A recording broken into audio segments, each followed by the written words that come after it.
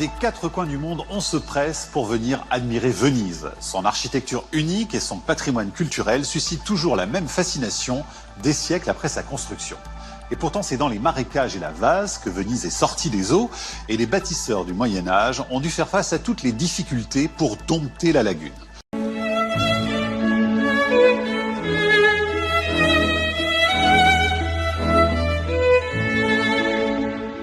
Venise est une ville portuaire du nord-est de l'Italie, sur les rives de la mer Adriatique. Elle s'étend sur un ensemble de 121 petites îles séparées par un réseau de canaux et reliées par 435 ponts. Située au large de la lagune Vénète, entre les estuaires du Po et du Piave.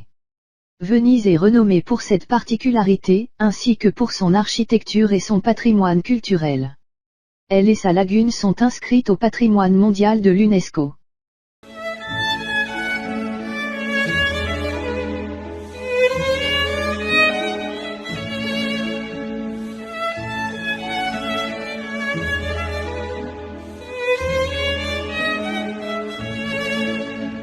Le Grand Canal est le plus grand et le plus large des canaux de Venise. Il mesure au total 3,8 km de long, pour 50 à 70 mètres de largeur, et 5 à 10 mètres de profondeur.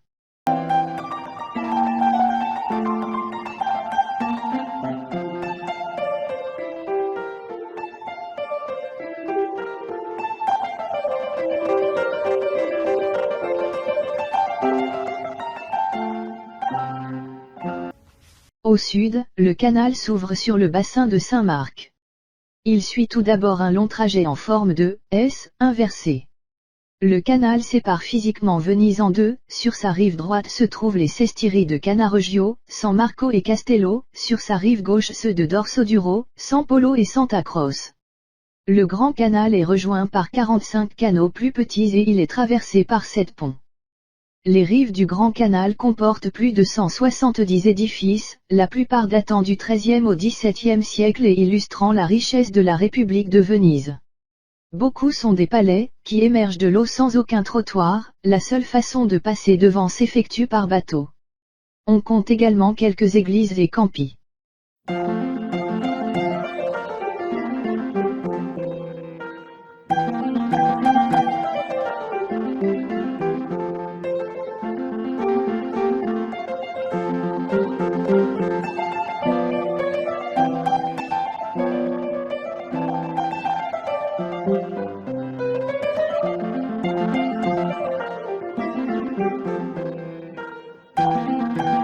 Les 150 canaux ont permis à Venise de devenir rapidement l'une des plus grandes puissances maritimes de la Méditerranée. Le Grand Canal, qui mesure près de 4 km, s'est imposé comme l'artère principale du commerce. D'autres quartiers de la ville, comme le ghetto juif ou l'Arsenal, sont remplis d'histoires et de trésors cachés. Venise a dû faire face à des épidémies comme la peste. Des mesures drastiques ont donc été adoptées afin de protéger la cité de la menace. Mais le passé de Venise est aussi celui des arts, du jeu et de la luxure. Les courtisanes y ont d'ailleurs été nombreuses et l'on venait de loin pour s'amuser dans la ville de Casanova. Le séducteur a marqué les lieux et les amoureux ne cessent de rêver à Venise. La République de Venise a construit son indépendance politique et sa puissance économique grâce au commerce maritime. Les Vénitiens ont noué des alliances avec l'Empire de Byzance. La flotte vénitienne aide militairement l'Empire byzantin contre les invasions arabes et normandes et contre les pirates croates qui nuisent au commerce. L'Empire byzantin accorde des privilèges commerciaux à Venise. Les Vénitiens peuvent établir des comptoirs dans l'Empire pour profiter du commerce. La République de Venise, dite la Sérénissime, est un État progressivement constitué au Moyen Âge, autour de la cité de Venise. Il s'est développé par l'annexion de territoires divers, et de comptoirs commerciaux le long des côtes de la mer Adriatique, en Méditerranée orientale et en Italie du Nord, jusqu'à devenir une des principales puissances économiques européennes. Venise occupe alors une place prépondérante dans les échanges économiques, entre l'Occident et l'Orient méditerranéen, byzantin ou musulman.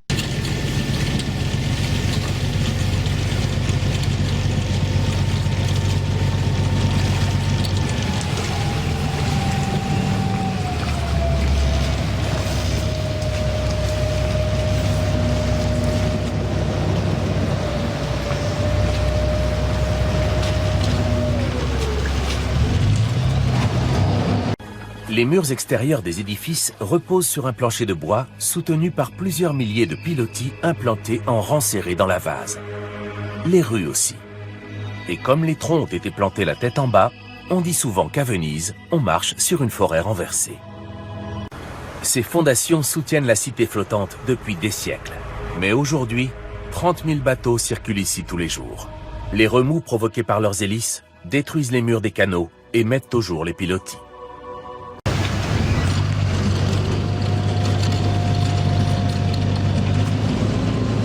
Pour s'installer sur ces marécages inhospitaliers, il a fallu déployer des merveilles d'ingéniosité. Et grâce à leur créativité unique, au fil des siècles, les Vénitiens ont façonné l'une des plus belles villes du monde. Venise est parcourue par plus de 150 canaux. Et le secret des origines de la ville est profondément enfoui sous l'eau.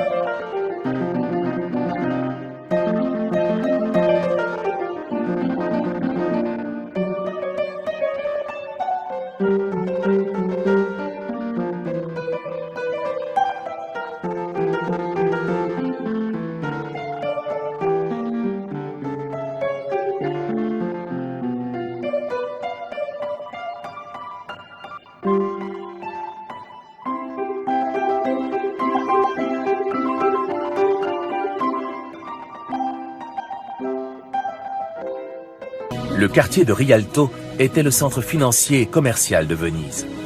Il est relié à la place Saint-Marc, qui était le centre politique de la ville, par le fameux pont du Rialto. Le secret de la longévité de ce pont est invisible à l'œil nu.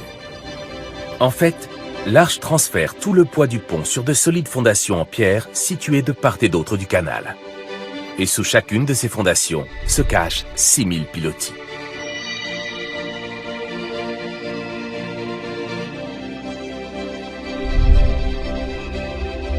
Le pont est même assez solide pour abriter 2 rangées de boutiques.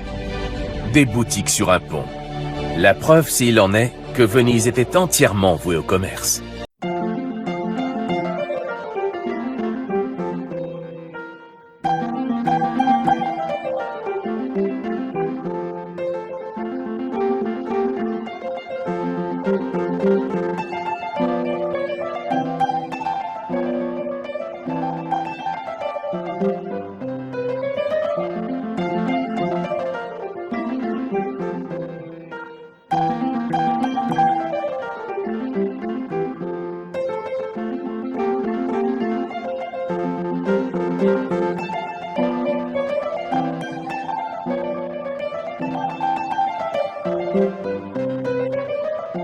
Cette place est le cœur historique de Venise. Parmi les célèbres bâtiments qui s'y côtoient, la basilique Saint-Marc est la plus richement décorée. Elle a été construite pour abriter les reliques du saint patron que la ville s'était choisi.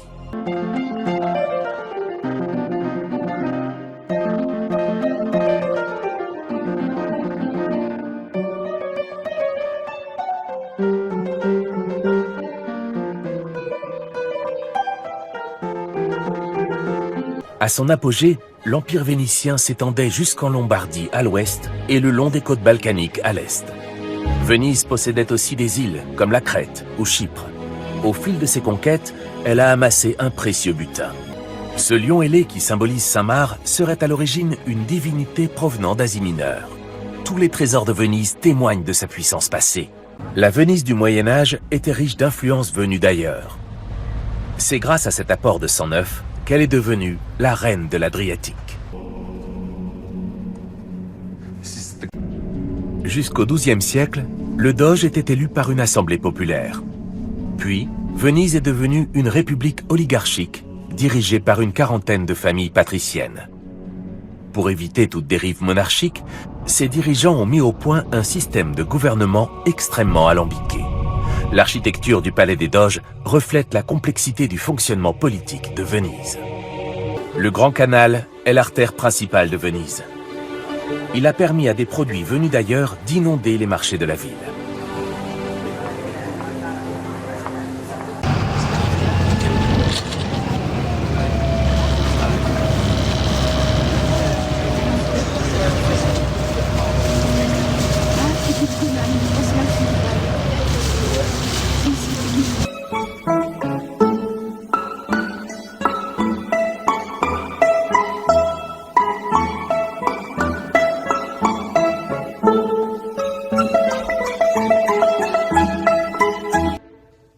Venise devait sa puissance à la Méditerranée.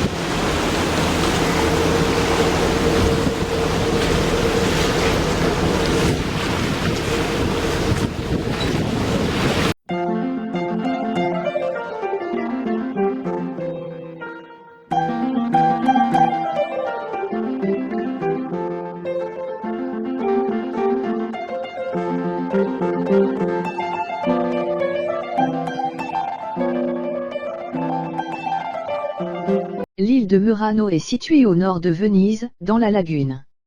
Les artisans, spécialisés dans le soufflage de la qualité précise du verre de Venise, ont une renommée internationale. La superficie de l'île de Murano est de 1,17 km², partagée en deux par un grand canal traversé par un seul pont, le Ponte Lingo, ou Ponte Vivarini, qui fait en quelque sorte de celle-ci une petite Venise. En 1201, le Sénat de Venise rédigea un décret qui obligeait les verriers de Venise à installer leurs fours sur l'île de Murano. De nombreux incendies s'étaient en effet déclarés à Venise au départ des fours de verriers et les Vénitiens s'inquiétaient des risques encourus par leurs maisons en bois. La condition insulaire permettait en outre de préserver plus facilement le secret de la fabrication du verre.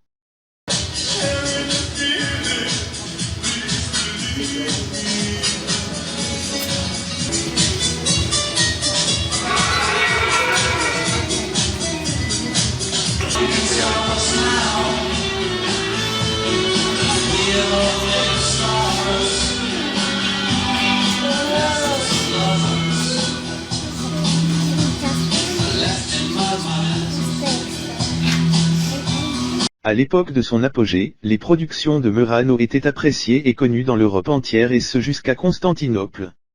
De nombreux souverains, de passage à Venise, se déplaçaient jusqu'à Murano pour admirer et commander leurs vaisselles, vases, etc.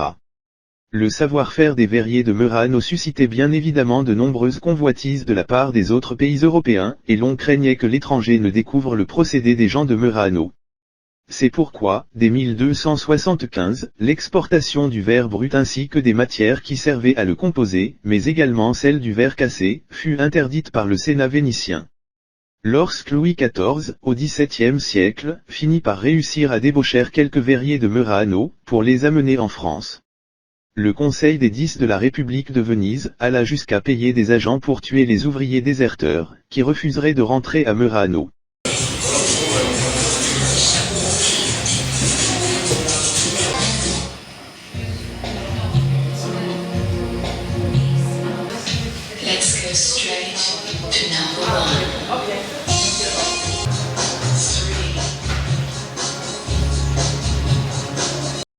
C'est ainsi que les verriers de Venise furent forcés de transférer leurs fours et ateliers à Murano, où il en subsiste encore une centaine au début des années 2000. Chacune des verreries conserve jalousement ses secrets transmis de père en fils. La production du verre était très réglementée, non seulement en ce qui concerne l'obtention des licences pour les maîtres verriers, mais également sur le nombre d'ouvriers qu'il avait le droit d'employer, catégorie par catégorie. La corporation verrière y naquit au XIIIe siècle. De la même manière, pour mieux contrôler les prix et la production, un calendrier très strict de fonctionnement des fours était édicté par la République de Venise. Ainsi les verreries étaient obligées de respecter un congé annuel, qui s'étendait de la mi-août à la mi-janvier. Certaines verreries d'art sont en expansion, produisent des objets de grande qualité, tout en adoptant un style rafraîchi le plus souvent avec l'aide d'artistes contemporains. Cela étant, certains producteurs se réorientant pour satisfaire une demande de produits bon marché, stimulée par le flux croissant de touristes. Une autre menace qui pèse sur l'image de marque à Murano est la copie chinoise. L'île de Murano fut également célèbre pour ses jardins. S'y retrouvaient entre amis les nobles mais également les artistes, peintres et écrivains qui appréciaient sa douceur et ses parfums. Située dans le nord de l'Adriatique, la lagune de Venise s'étend sur plus de 500 km². C'est dans cette immensité d'eau peu profonde et en plein déclin de l'Empire romain que Venise a vu le jour. La cité flottante est une mosaïque de 118 îlots, la plupart à peine émergés. Peu à peu, les communautés installées dans la lagune se sont rapprochées, jusqu'à former la sérénissime République de Venise. Au IXe siècle, cette république tournée vers la mer était en passe de devenir l'une des principales puissances de la Méditerranée.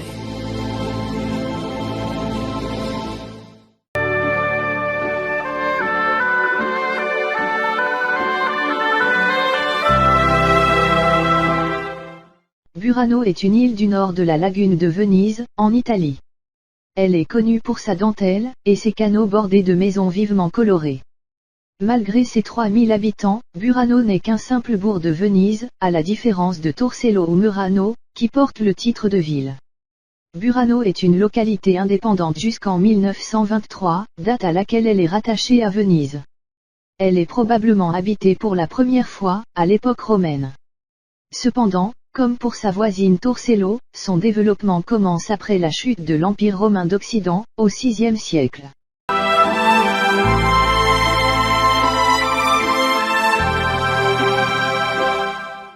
L'importance de Burano s'accroît au XVIe siècle, lorsque des femmes de l'île commencent à fabriquer de la dentelle. Celle-ci est exportée à travers l'Europe, mais cette industrie commence à décliner au XVIIIe siècle. Elle est réputée pour ses petites maisons peintes de couleurs vives. À l'origine, les pêcheurs peignaient leurs maisons de différentes couleurs, pour se repérer et reconnaître leurs maisons en cas de brume. Dans cette région le brouillard est particulièrement dense, surtout en hiver. Aujourd'hui encore, les habitants ont l'obligation de repeindre leurs maisons, une fois par an de cette même couleur.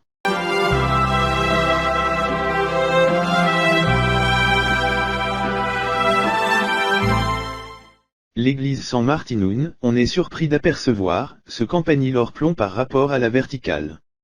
L'importance du sol au niveau des fondations, n'y est pas étrangère, comme pour plusieurs édifices en hauteur à Venise. Ce n'est que vers le milieu du XVIe siècle, que naît la dentelle à l'aiguille. À l'époque, les femmes brodaient au coin du feu, lors des longues soirées d'hiver, tout en écoutant les récits des marins pêcheurs qui revenaient de longs voyages en mer. La dentelle devient la spécialité de Burano, et apporte prospérité à l'île, d'autant que ses habitants sont épargnés de la malaria car ses canaux ne s'ensablent pas. Les ouvrages très raffinés produits sur l'île rencontrent un succès croissant auprès des princes, nobles et riches bourgeois d'Europe. Cet engouement est tel, qu'il est nécessaire de développer un enseignement de la dentelle, afin de pouvoir produire à plus grande échelle. L'île a produit au XVe et XVIe siècle, les plus belles dentelles d'Europe. Au XVIIe siècle, le roi de France Louis XIV interdit leur importation et crée, pour tenter de les imiter, la manufacture royale des dentelles françaises.